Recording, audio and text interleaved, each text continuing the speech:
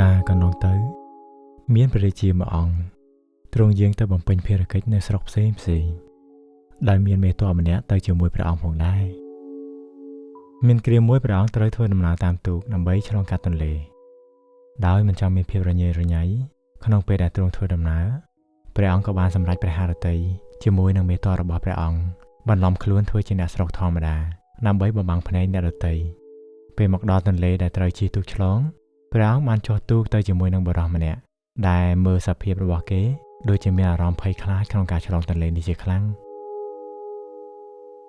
នៅពេលទូកកាន់តែចេញចាកឆ្ងាយពីច្រាំងបុរសនោះក៏មានអារម្មណ៍ភ័យខ្លាចបន្តិចម្ដងរហូតដល់ទួញយំចេញមកគួរឲ្យអាណិតបុរសដែលអង្គុយភ័យខ្លាចនោះអង្គុយនៅក្បែរព្រះអង្គប្រាប់ឲ្យគេឈប់យំតែគេក៏នៅមិនព្រមឈប់យំទាល់តែសោះ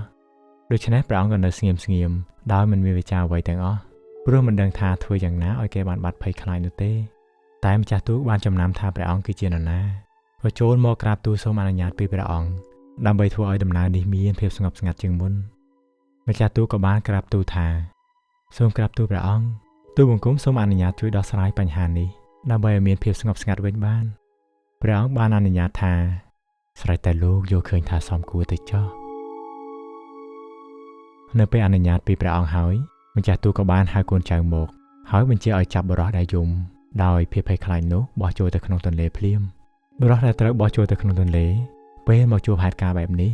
ក៏យំកាន់តែខ្លាំងជាងមុនតែទោះបីជាគេមិនចេះហែលទឹកក៏នៅតែស្រវេសវ៉ាខំឡើងមកលើទូកឲ្យបាន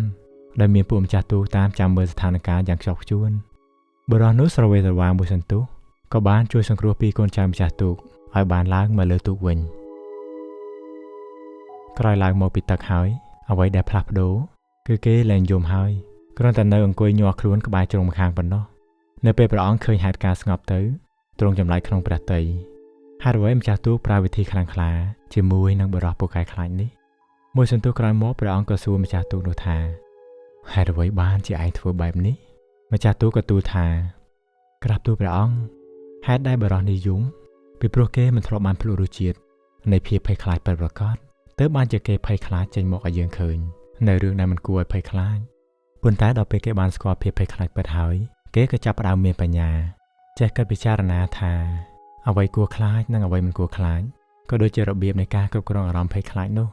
ព្រះរាជាសួរថាការដែលលោកបោះគេចូលទៅក្នុងទន្លេតើជួយដោះស្រាយអ្វីឲ្យគេបានទៅម្ចាស់ទូកទូលថាក្រាបទូលព្រះអង្គនៅពេលពួកទូលបង្គំបោះបុរសនេះចូលទៅក្នុងទន្លេភ្លាមប្រហែលជាគេភ័យខ្លាចរហូតធ្វើអ្វីមិនកើតតែដល់ពេលគ្រោះថ្នាក់ខ្លាំងចូលមកដល់គេក៏ចេះសម្រួលអារម្មណ៍ខ្លួនឯងដាក់ចិត្តដាក់កាយនៅក្នុងស្ថានភាពដែលខ្លួនឯងកំពុងជួបប្រទះដោយដែលយើងបានឃើញនៅពេលដែលគេបោះគាត់ចូលទៅក្នុងទន្លេហើយពេលឡើងមកពីទឹកវិញគាត់ក៏ចាប់ផ្ដើមយល់ថាការដែលយំមិនបានផលល្អឡើយតែការស្ងប់អារម្មណ៍ទេដែលអាចជួយឲ្យស្ថានភាពដែលអាក្រក់នោះបាត់ទៅវិញបានព្រះអង្គឧទានចេញមកដោយការយល់នៅអ្វីដែលម្ចាស់ទូកបានសម្រេចចិត្តធ្វើនោះថាវាពិតជាបែបនេះមែនហើយពិតណាស់ពេលណាដែលជីវិតរបស់យើងចូលដល់ដំណាក់កាលទាល់ច្រកដំបូងគេយើងត្រូវតាំងសតិឲ្យបានព្រោះការតាំងសតិឲ្យបាននៅក្នុងគ្រាដំបូងជាការបង្កើតហ្វ្រាំងឲ្យដល់ជីវិតដើម្បីឲ្យយើងអាចឈប់យកពេលមករិះគិតនិងពិចារណាចំពោះអ្វីដែលបានកើតឡើងបន្ទាប់មកយើងនឹងចេះប្រឈមមុខជាមួយនឹងស្ថានភាពទាល់ច្រកដែលគ្មានអារម្មណ៍ទូរន្តរាព្រោះតែរកផ្លូវចេញមិនបានដូចមុននោះឡើយពីព្រោះការតាំងសតិដែលធ្វើឲ្យយើងបានរិះគិតអាចនាំយើងឆ្ពោះទៅរកការដោះស្រាយបញ្ហាអ្វីផ្សេងឲ្យប្រសើរឡើងជានិច្ចយ៉ាងហោចណាស់ចិត្តដែលបានស្ងប់ព្រោះសតិចាំឃុំក្រងរមែងបង្រៀនយើងឲ្យយល់ពីបរិយាកាសផ្សេងដោយមិនមានភាពខកខ្វាយណាអាចមកបង្ខំយើងបានឡើយ